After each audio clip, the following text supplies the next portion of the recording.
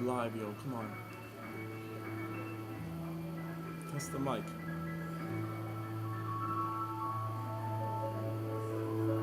Yo, free electricity. Saving myself $2 a year. Come on, let's go. I don't all day here.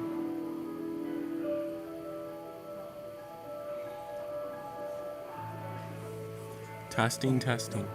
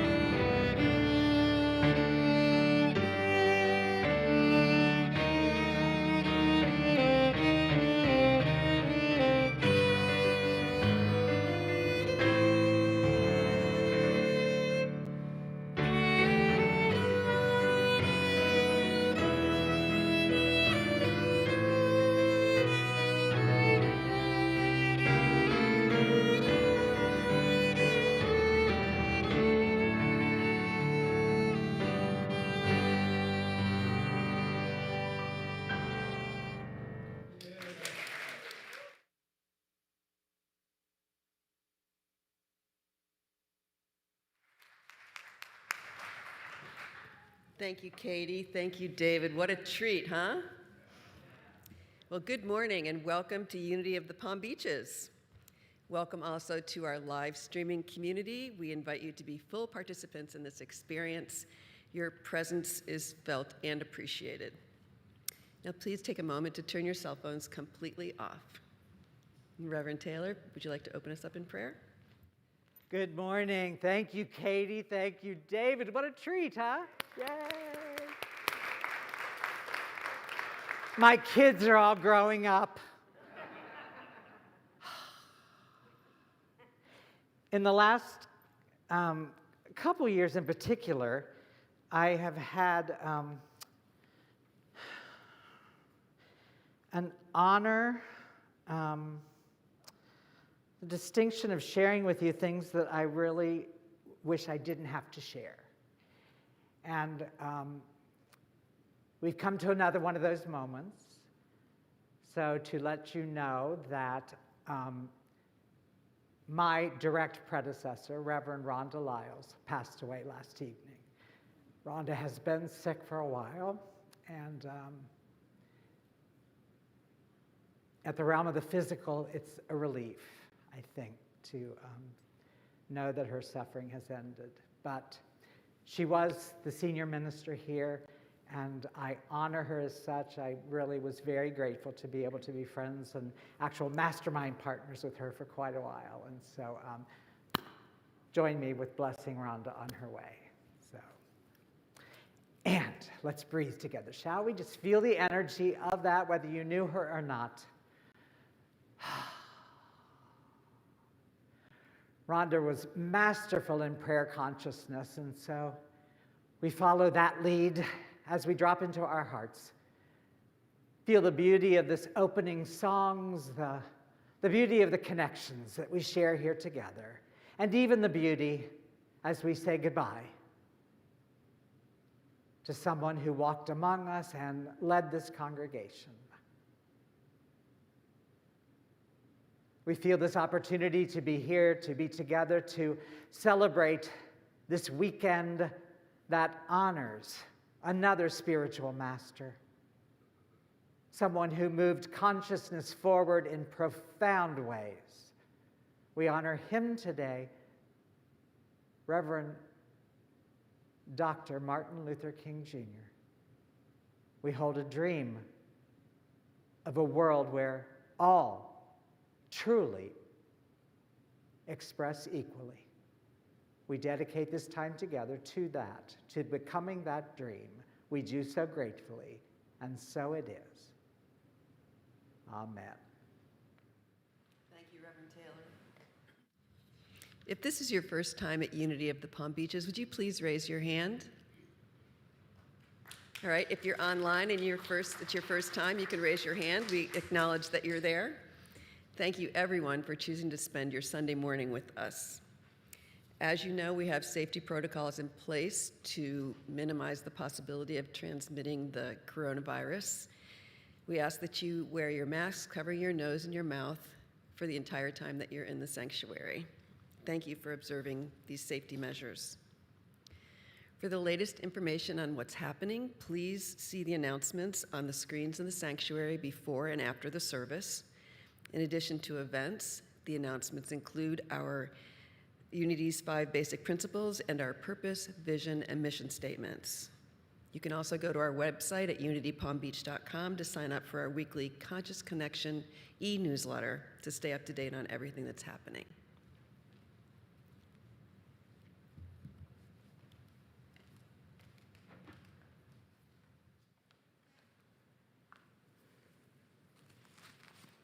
Good morning.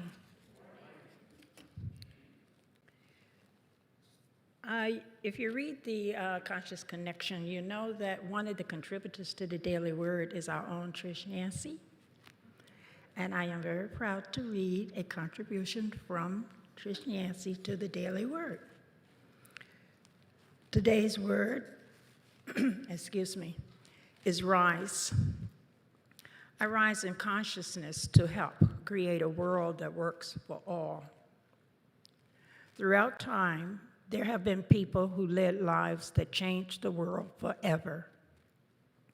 Their words and deeds provided hope and inspiration for those who would carry forth their legacies of love, growth, and evolution long after they left this life.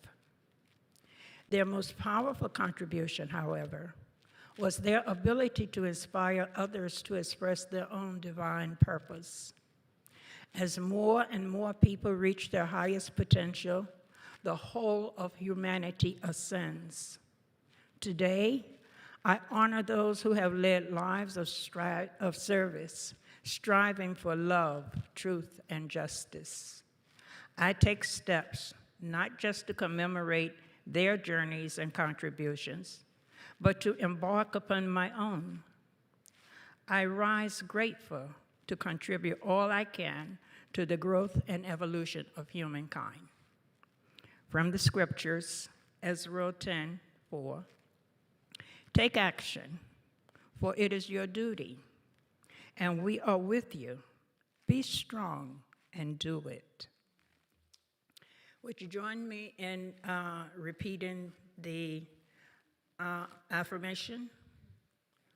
I rise in consciousness to help create a world that works for all.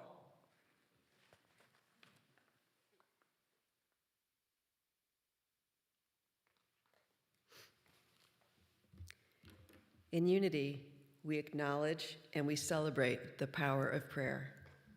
We acknowledge that prayer is how we align with and affirm the absolute truth of what God is. We pray not to change outer conditions, rather we pray to change consciousness and so to change ourselves. We allow for a change in our thoughts, feelings, and attitudes, thus deeply knowing our connection within the Spirit of God. Our prayer chaplain this morning is Alan, who will be bringing up our prayer box that contains your prayer intentions and lighting the Christ candle. For now, we ask that you refrain from singing before and after meditation. Alan, please come forward.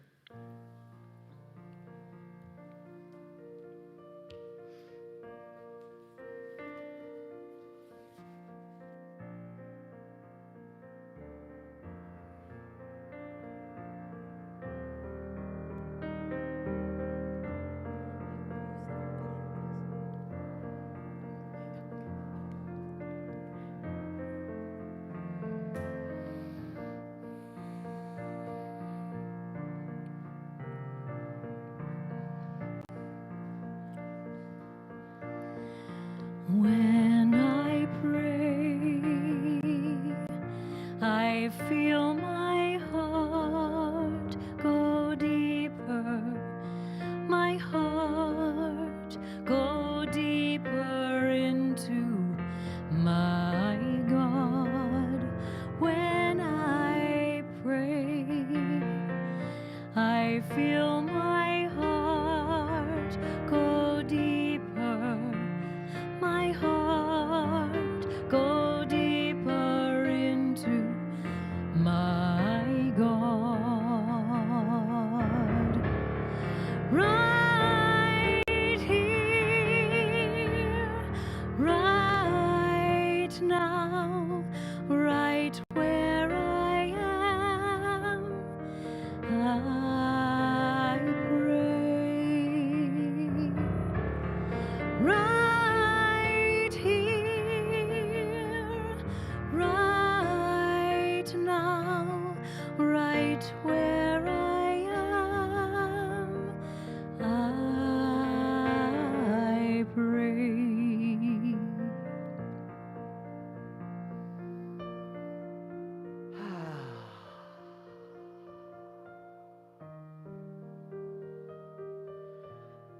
So join me if you choose in slowly, gently, and persistently turning your attention within.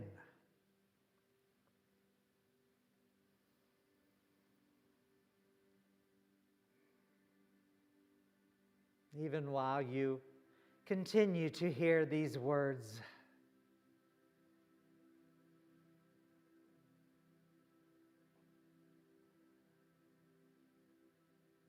Follow those words, the ideas,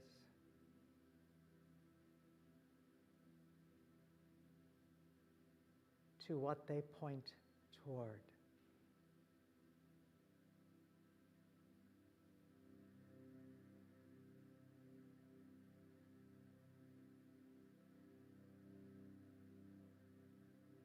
Beyond description.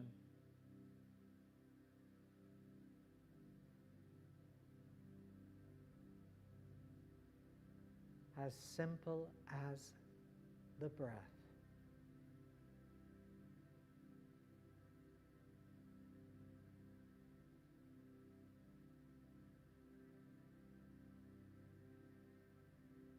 We watch the thoughts that continue to naturally arise.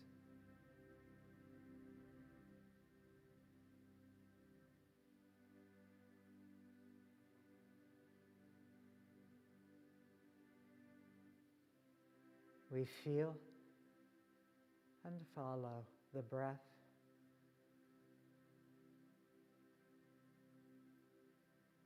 the breathing.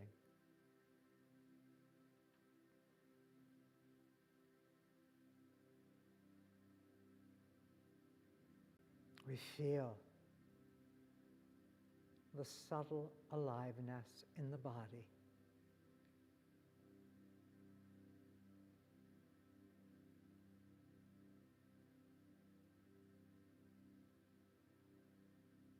The wakefulness,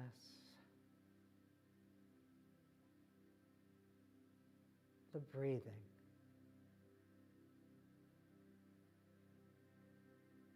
the aliveness,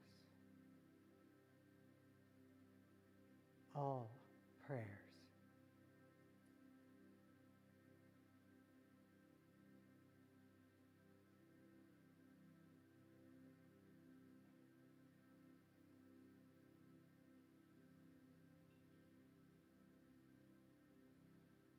Just allow each breath to take you more deeply into your heart,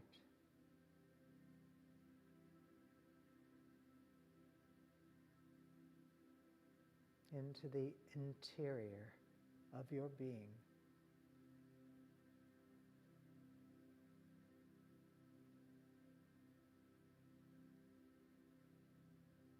Becoming more and more spacious.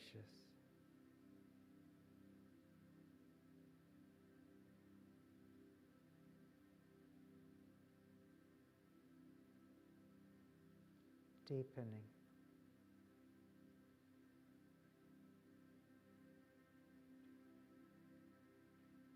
Deepening.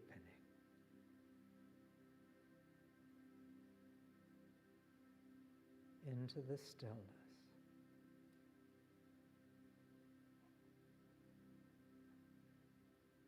Be still.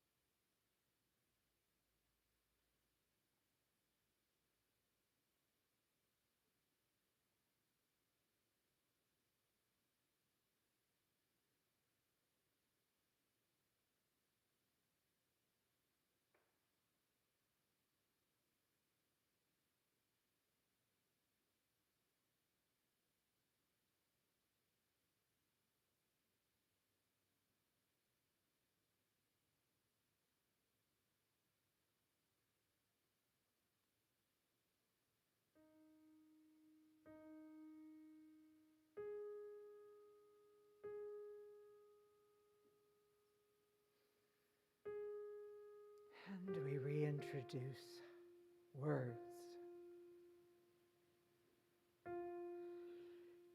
ideas, concepts, again pointing to what is beyond any description. Continue to feel the spaciousness, the wordlessness in your own inner being throughout the remainder of our time together. We do so gratefully, and so it is. Amen.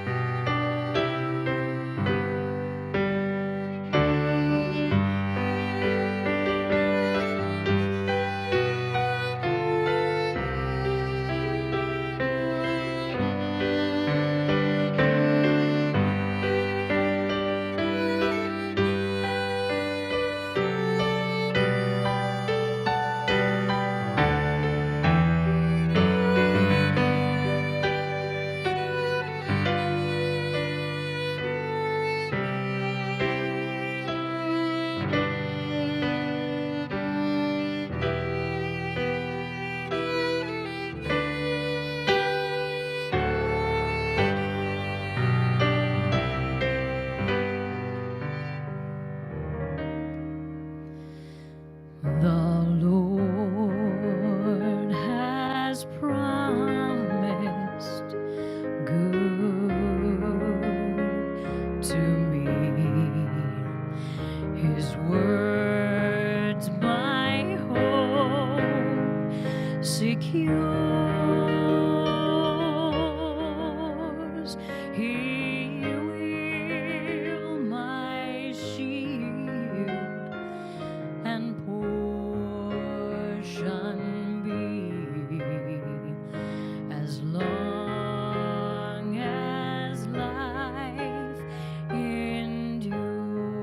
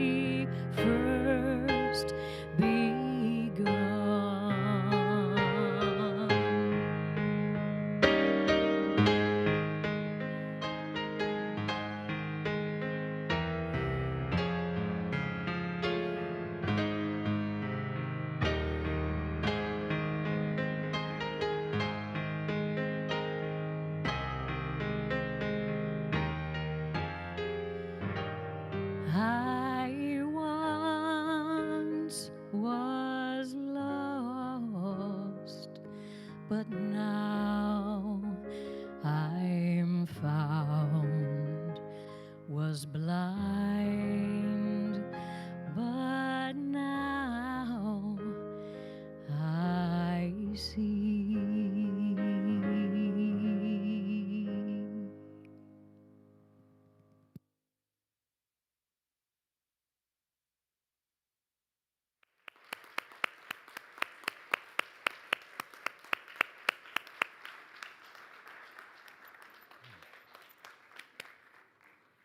Thank you, Katie. Thank you, David. Thank you, Trish. Aren't we blessed? Like, right? Beautiful, really beautiful. I couldn't help but notice, both at the beginning of the service and during that song, that Katie freely and beautifully shares her mastery of music, and she keeps her eye on the maestro. I so appreciate that. That's how I seek to live, so thank you. I try to keep my eye on something else, even as I express. Are you with me? Like, if we can keep our awareness that, though it sounds, obviously the words are dualistic, that there is a great cosmic conductor that we're invited to watch, but that most human beings largely ignore. Right? Leave me alone. I'd rather do it my way. And because of the great universal democracy, we get to have it our way. Until the pain of our mistakes gets to a point where maybe we become willing to watch, to listen, to feel into something else. Are you with me? Are you with me?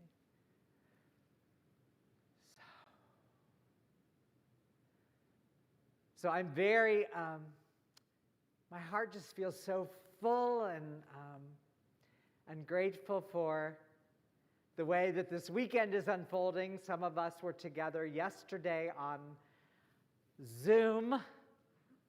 What would Dr. King think of Zoom? Be grateful to have it, I'm sure. But our MLK committee, you heard from one of our members, Barbara Walker, who's been around here a long, long time. Barbara and I started at our same home unity up in New York City, so.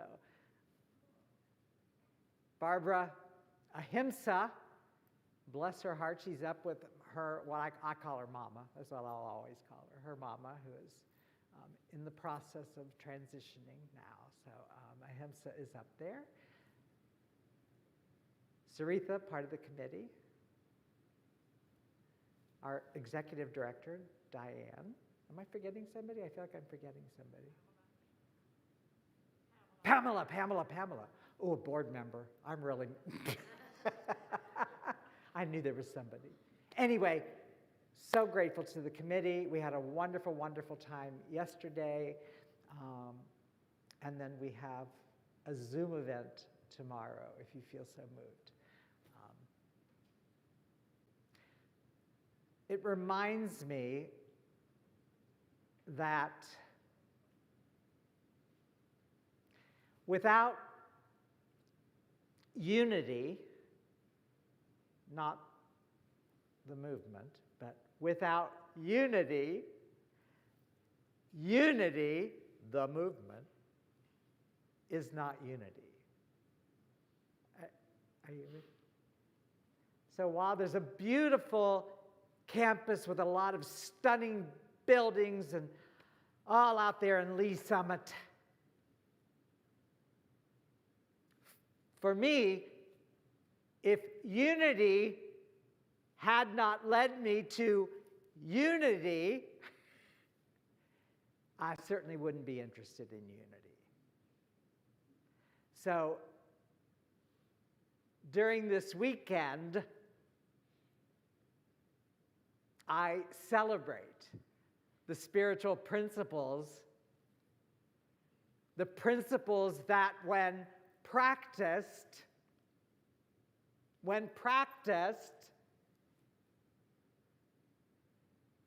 lead us to a transformative reality right here on earth. You know, did anybody else grow up with the promise that when you finally croak, you go to heaven? Did anybody, like the gold streets and all of that? I could never understand how you walk on those damn gold streets. I'm thinking, wouldn't they be slippery? And maybe some of you believe that. And I celebrate the diversity of thought.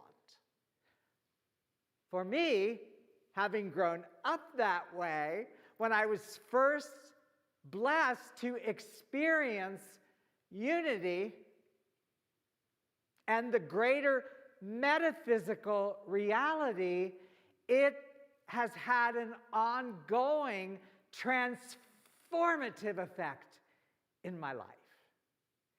And one of the things that I didn't know was how completely, thoroughly programmed I was, take a breath, in racism.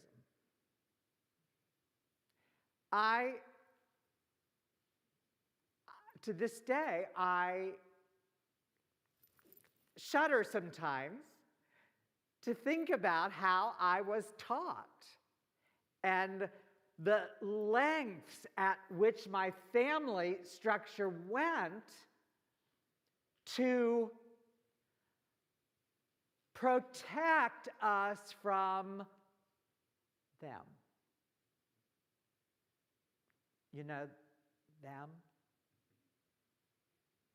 And as part of unity becoming unity in me and in my consciousness, I am grateful that I began to discover the depth of that programming, and I began to consciously work to become free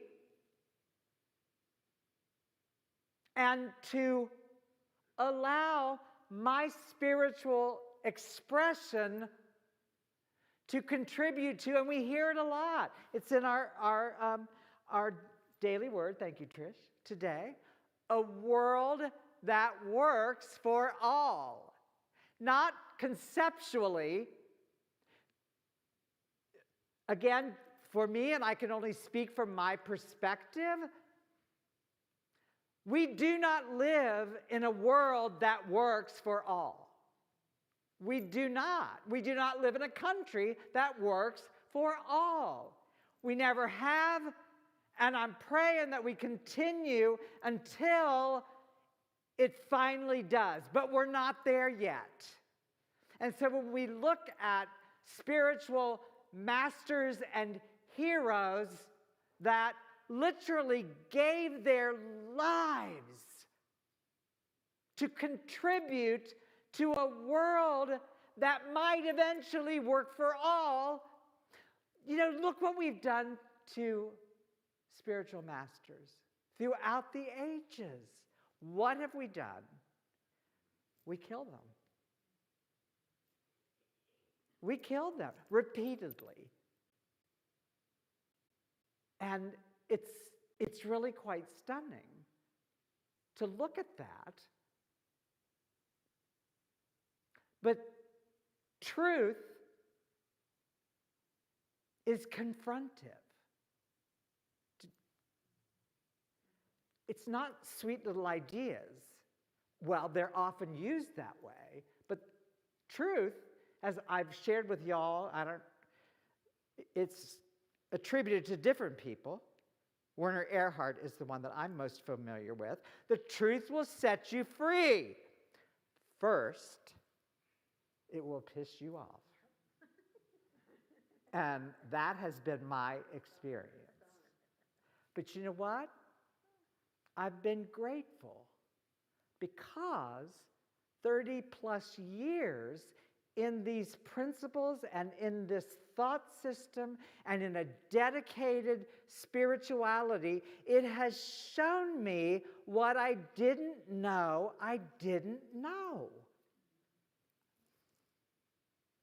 And so, coming to know what I didn't know has been so profound, and I am so grateful, but it has been anything but comfortable. Can I get a witness? Is there anybody else? Now, I said to the committee a couple weeks ago, I'm going to take some risks here today. You know what? Whether you're okay with it or not, that's what I'm going to do, because that's where I am in my own journey. I'm not good at political correctness. I never have been. And I'm not going to start today. So you receive it the way you receive it. But I did, I said to the committee, I would prefer to not be the one to get up here and talk about the legacy of Reverend Dr. Martin Luther King Jr. because, who wants to listen to a white dude get up there and talk? And you know what? In the last couple of days, I thought, wait a minute. I think I need to see that differently. I'm exactly who needs to get up there. I'm the one that needs to talk about it. Thank you. I'm the one that because I'm the one that needs to learn it. And so I've had a shift, so thank you, committee. I had a shift with that. But as I look at, from this perspective in my life, I look at that legacy. Dr. King died at age 39. Isn't that stunning? And look at the impact. And there have been many of his followers and people that worked with him that have given their own lives and continue. And I watch it as a dynamic, and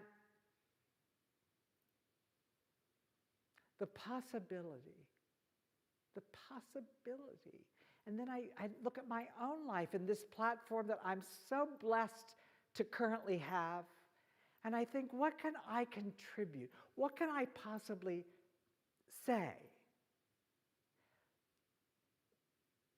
We had talked about, and we'll have an opportunity tomorrow on the Zoom, to share with each other, where were we when this happened? And I'm blessed, and I've shared with this congregation before, I was in 6th grade, and it just so happened that the very first time that my parents decided that I was grown up enough at age 11 to stay home alone was the day that Dr. King was assassinated. And so I had decided, I was so thrilled. I thought, well, my parents are going to be gone. I can watch whatever I want on TV. I can eat whatever I want. I am a grown-up. And I got my snack and I turned on the TV. And there it was. And I didn't know what to do with it. I really did not know what to do with what I was watching. But again, as I've shared before, what landed for me was the news reports that, listen to me, they were in reaction to the assassination and that violence was already erupting.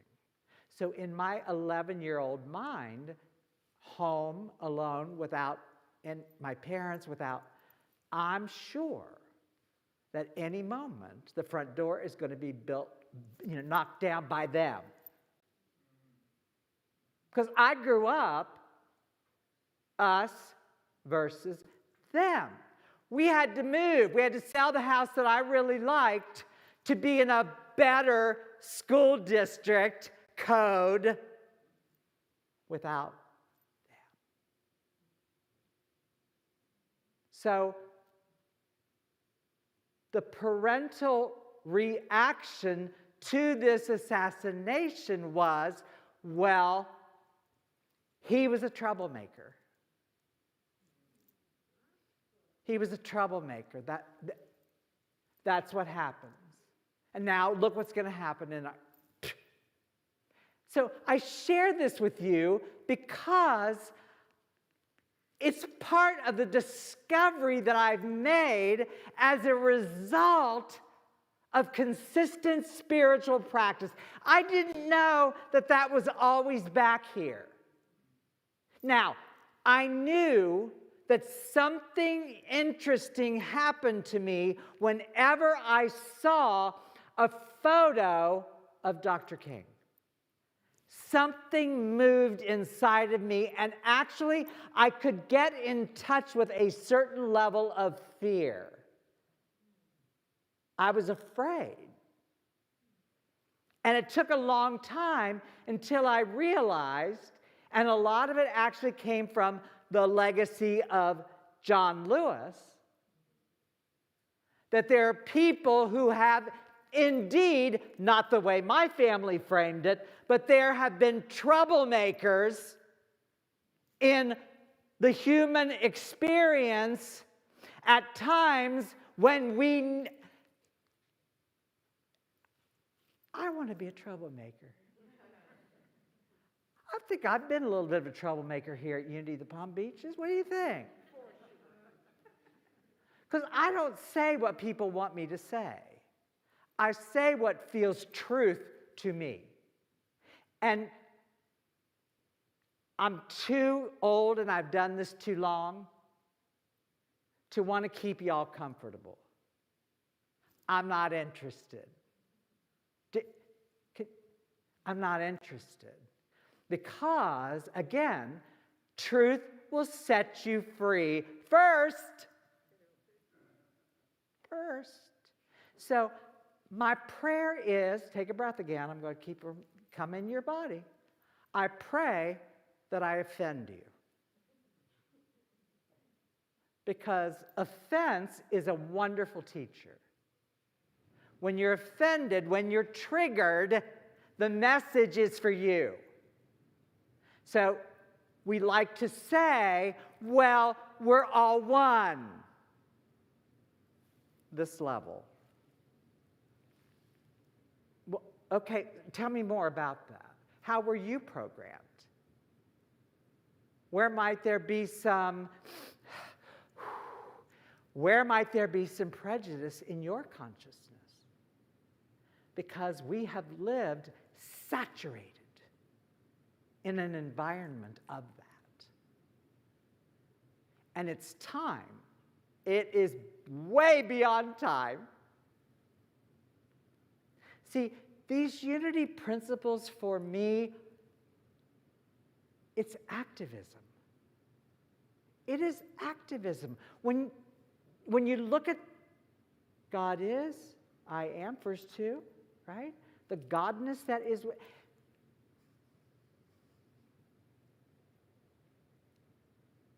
Do we know that we know that we know that all expressions of life emanate from the same one source?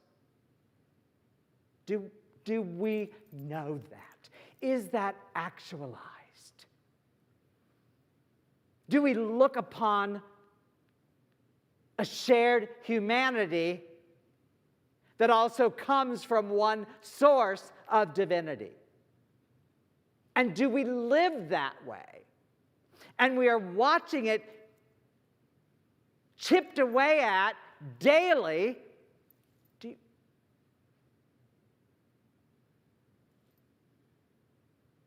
And Dr. King left the planet a long time ago. And so many of our heroes of the civil rights movement have left the planet. We're the ones. We're the ones. How we live, how we treat each other, how we might peacefully demonstrate, how we might walk across the bridge, how we might risk. This is so tough for me. If we hear someone say something that's, I'm just going to use the word for clarity, that's racist, do we have enough internal authority to confront it? To say, excuse me, I would appreciate it if you don't share ideas like that in my presence.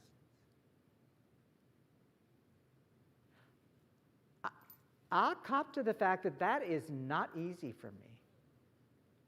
That just, I turn right back into that 11-year-old kid. But I'm not going to stay there. I'm not going to stop there. I'm going to know that my spiritual principles are only as good as how I use them for the benefit of all. That I will not rest until I know that my consciousness is transforming and it is my contribution. Are you like tracking with this? So I know, and I've been told, and candidly, we've had a few people walk away from our spiritual family because I dared to share what feels true for me. And specifically, the Black Lives Matter movement. I dared to say Black Lives Matter. And I was told all lives matter.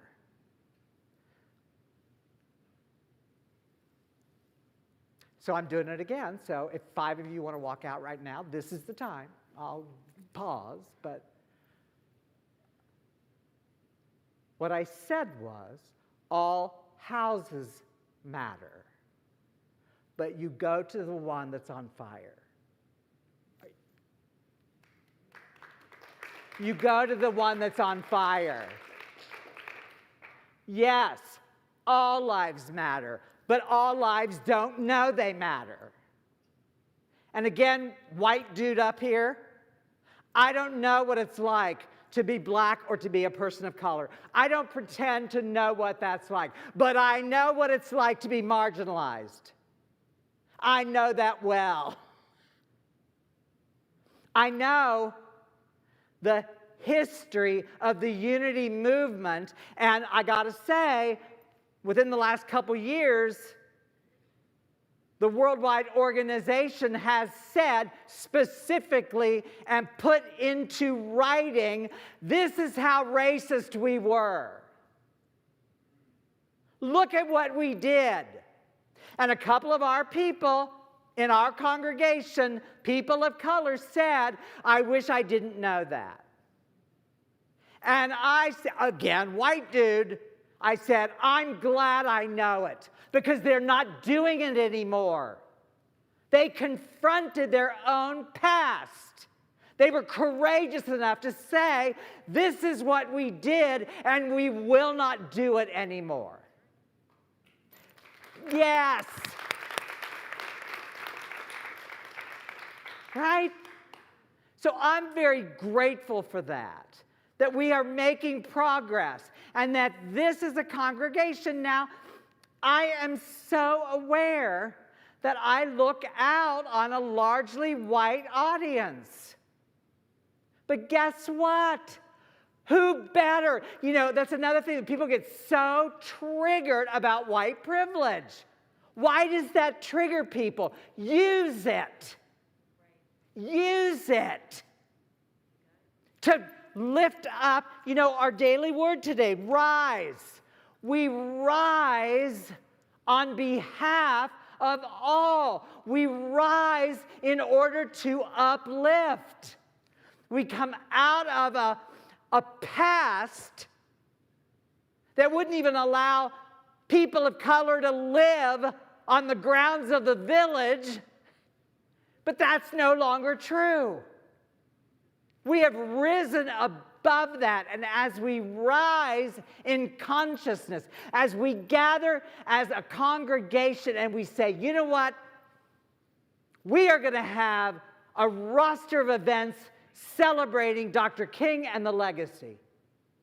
And we're going to become a space that embraces and works for all. Not some, not because we look like each other, but see, you cannot do that until you confront the unconscious bias. We want to see, I want to see it. You may not. I want to know. I want to know so that my prayer life helps me change it. To walk around and spout, we're all one, is easy. To live it, to actualize it, is something else. So I want to rise, not just for me, and I feel that it's a literal, energetic, central nervous system thing. You rise and then you uplift. And you call out the things that are happening that you know are diminishing other people. And if that's a political hot button for you, bless you, love you anyway. But I don't want a spirituality that isn't practical in every area of my life. So I have really tried to be careful what...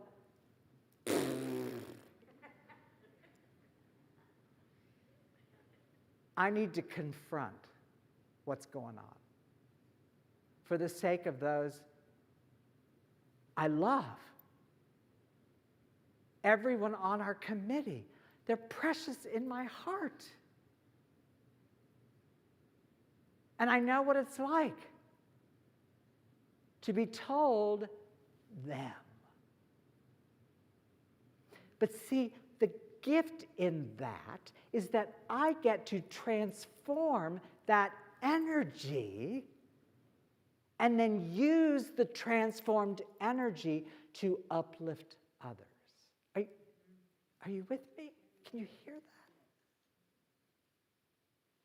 So, Dr. King had a dream, and he dared to give voice to it. And he knew, and he said, I have seen the promised land. I will not get there with you.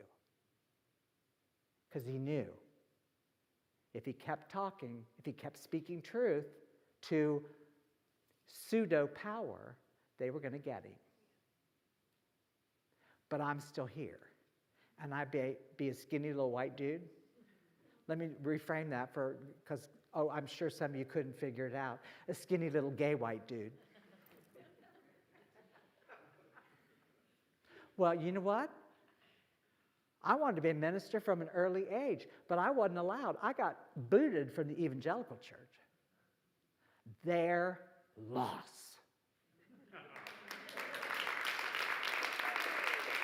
Took a long time till I came to realize that. Their loss. I'll show you. I'll go to Unity. Oh, those crazy cult. Yeah.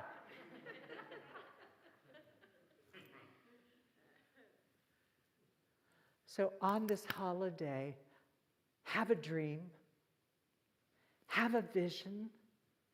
Don't close your eyes and stick your head in the sand. It does no good. Look directly at what is happening. It couldn't be more blatant. Confront it. Carry a torch for truth.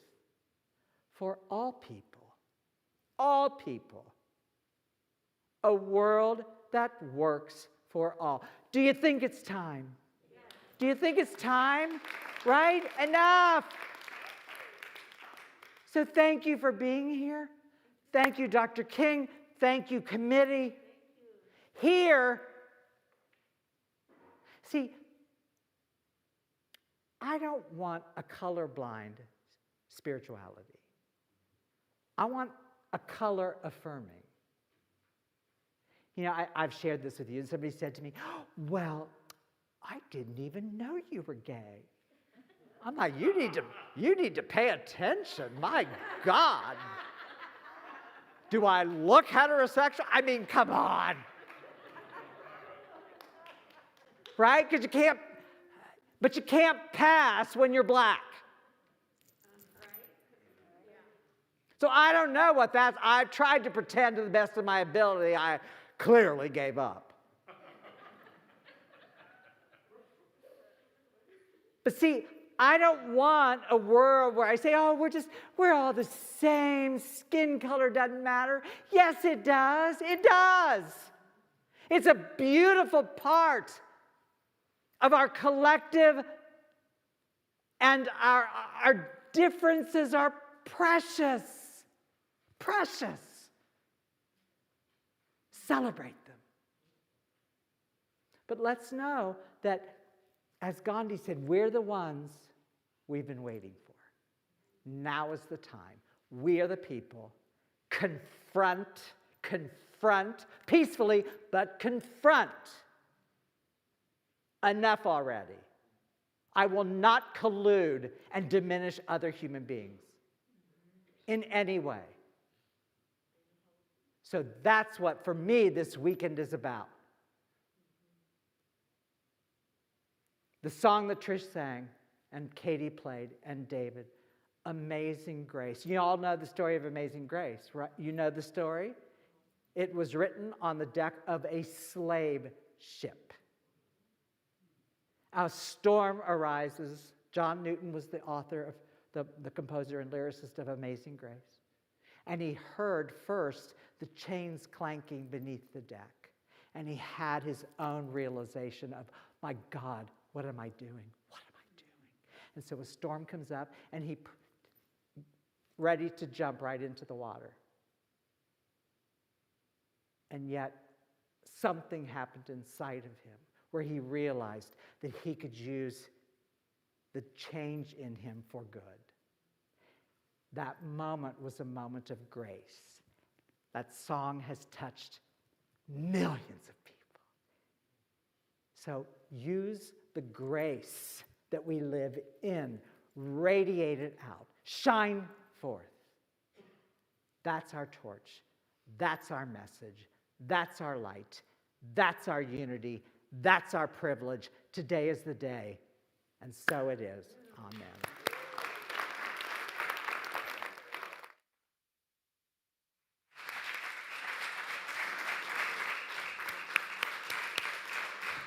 Thank you, Reverend Taylor, for that very, very powerful message. And thank you all for being here, and thank you to the committee, too, for doing such a great job. And it's not over yet. Tune in tomorrow. You won't be sorry. This is the time when I ask that you support your spiritual community from your pockets or your pocketbook. We rely only on you for our financial support, so kindly, give generously, maybe even consider signing up for recurring donations so you don't have to think about it every week. We'd love for you to drop a donation in the bin on your way in or on your way out of the service. Thank you so much.